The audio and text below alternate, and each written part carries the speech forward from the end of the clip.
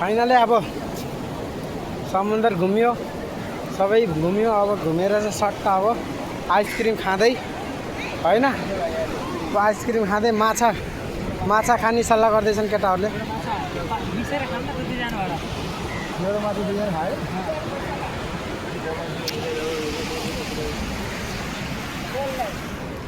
माछा फ्राई गरेर राखेको छ, अब माछा खान लाग्यो।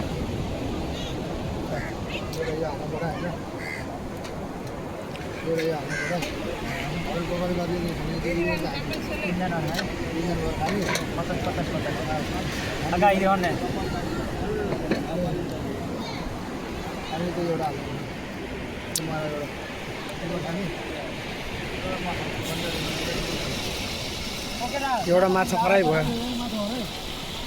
माछा फ्राई हुँदैछ फाइनली। अब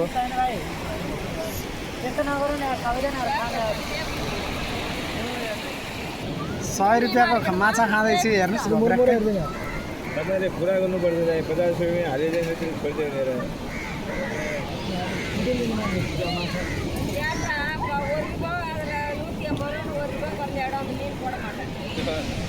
फाइनली हामी